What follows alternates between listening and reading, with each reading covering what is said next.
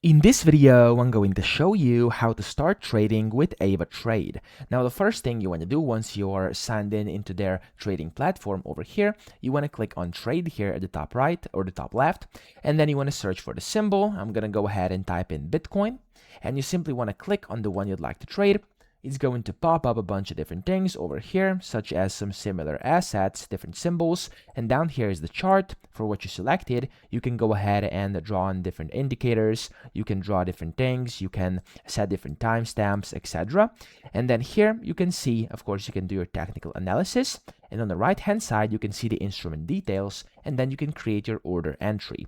Here you can click either buy or sell, and then in the amount of Bitcoin or lots, you can select that. You can see all the info, and under more options, you can execute when price hits, which is basically a limit order, and then you can also set your take profit or stop loss if you want to. And of course, after you do that, you can either click on buy or sell down here, and that's pretty much how you can start trading with AvaTrade.